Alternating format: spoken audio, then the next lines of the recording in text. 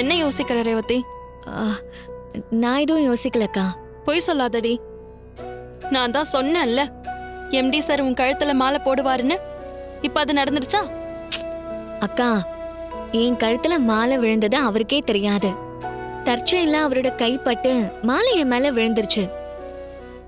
நீயா காது மூக்கு வச்சு பேசாதக்கா. நானா பேசினாலும் என்ன நடந்ததோ அதை தானே பேசுறேன்.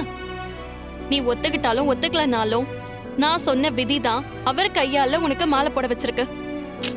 அக்கா, நான் ஆல்ரெடி குழப்பத்துல இருக்கேன். நடக்கிற விஷயமே என்ன குழப்பிட்டு இருக்கு.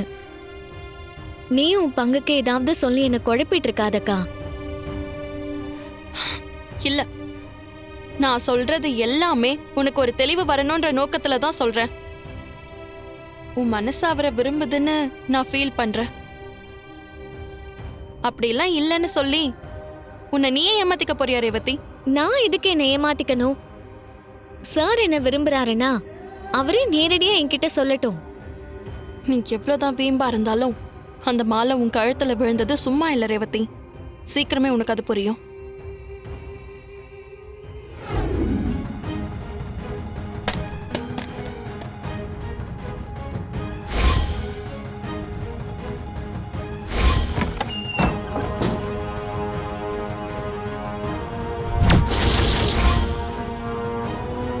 நீங்க சொல்றத வச்சு பார்த்தா அவன் தான் ரெட்டுன்னு நல்லா தெரியுது சார். ஆனா அவன் கையில இருக்கிற பெயிண்ட் கரையை மட்டும் வச்சு நாம அவனை அரெஸ்ட் பண்ண முடியாது சார். இதை ஆதாரமா வச்சு நம்ம பண்ணாலும் அதை கலைக்கிறதுக்கு வாய்ப்பு இருக்கு சார். அவனை நாம இப்போதைக்கு ரகசியமா கண்காணிக்கணும். அவனை பிடிக்கிறதுக்கு நமக்கு இன்னும் ஸ்ட்ராங்கான ஆதாரம் வேணும் சார். சார், எவ்வளவு சீக்கிரம் முடியுமா அவனை அரெஸ்ட் பண்ணி இந்த உலகத்துக்கு அவன் யாருன்னு காட்டணும் சார்.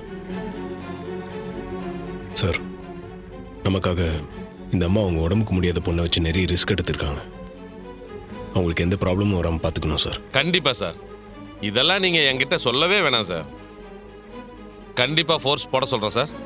நீங்க எதை பத்தியும் கவலைப்பட வேணாம்.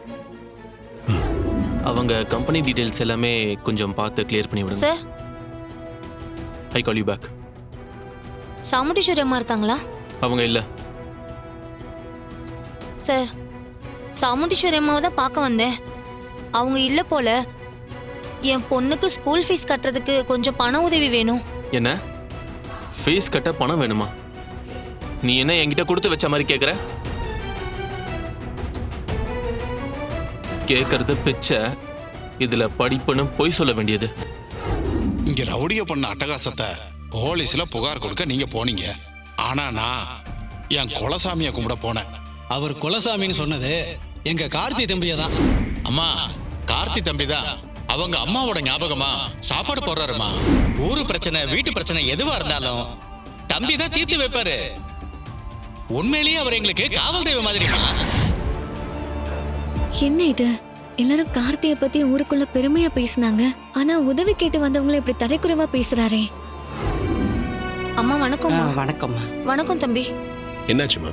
அங்க ஏதோ பேசிட்டு இருந்தீங்க. இது என்னோட பொண்ணு, 5வது படிக்கிறா. என் வீட்டுக்காருக்கு உடம்பு முடியாம இருக்கு. என் பிள்ளைக்கு ஸ்கூல் ஃபீஸ் கட்ட என்கிட்ட பணமே இல்ல. அதான் யாராவது இந்த முறை உதவி பண்ணா அடுத்த முறை நான் ஏதாவது வேலைக்கு போய் என் பிள்ளைய படிக்க வச்சிருவேன். கண்ணு, உன் பேர் என்னடா? என் பேர் ஈஸ்வரி. ஈஸ்வரி.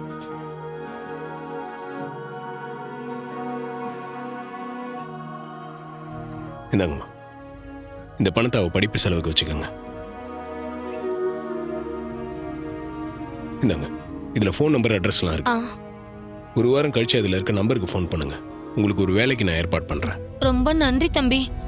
ஊரெல்லாம் உதவி கேட்டு அவமானப்பட்டதா மிச்சம். ஆனாலும் பிச்சை எடுத்தாவது என் பிள்ளைய படிக்க வைக்கணும்னு நினைச்சேன். கேட்டாலும் உதவி பண்ற தயங்குற இந்த காலத்துல கூப்பிட்டு உதவி பண்றீங்க. நீங்க என்னைக்கும் குழந்தை குட்டியோட ஆயுசுக்கும் ஆரோக்கியமும் நல்லா இருக்கணும். குட்டி, நல்லா படிக்கணும், சரியா? Okay uncle.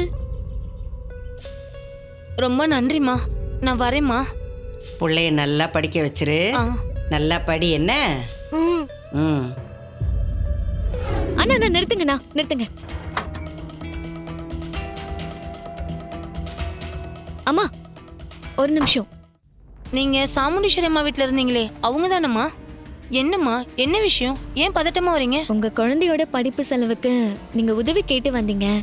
நான் பணம் எடுத்துட்டு வர்றதுக்குள்ள நீங்க கிளம்பி போயிட்டீங்க. இந்தாங்கம்மா, பாப்பாவோட படிப்பு செலவுக்கு வச்சுக்கோங்க. ரொம்ப நன்றிம்மா. உங்க நல்ல மனசுக்கு அந்த அம்மன் துணை இருப்பா. எனக்கு இப்ப இந்த பணம் தேவையில்லைம்மா.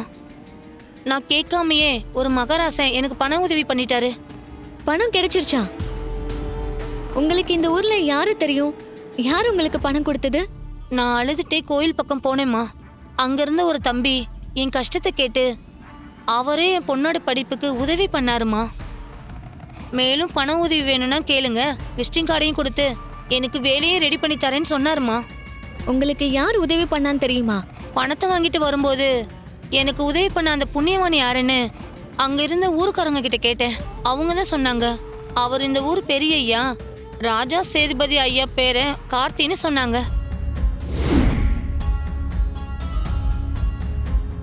என்ன? ராஜா சேதுபதியோட பேரு கார்த்தியா? அவரு உங்களுக்கு பணம் கொடுத்தாரு? அவரேதாம்மா. ஹெல்ப் கேட்டு இந்த அம்மா வீட்டுக்கு வந்தப்போ ஹெல்ப் பண்ண முடியாதுன்னு சொன்னாரே.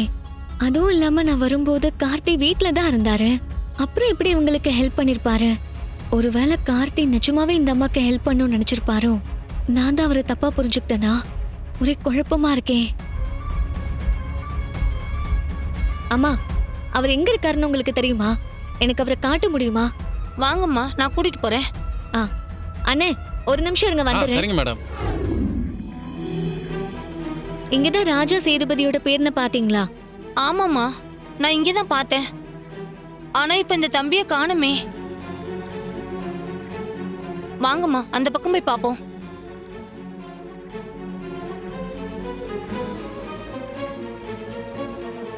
ஐயோ, அந்த தம்பி இங்கேயும் காணுமேம்மா. ஒருவேளை சன்னதிக்கு போயிருப்பாரோ? அங்க போய் பார்க்கலாமா? அங்கதானே நாம பார்த்துட்டு வந்தோம்.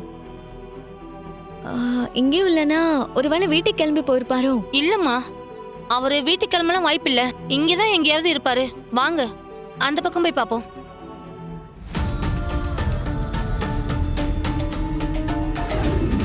ஒருவேளை வீட்டுக்கு கிளம்பிருப்பாரோ? இல்லம்மா, இந்த ஊர்ல கும்பாபிஷேகம் நடக்க போதான். கோயில் காரியத்தோட முழு பொறுப்பையும் அந்த தம்பி தான் ஏத்து செய்தான். அப்படிதான் எல்லாரும் பேசிக்கிறாங்க. இங்க எங்கேயாவது தான் இருப்பாருமா.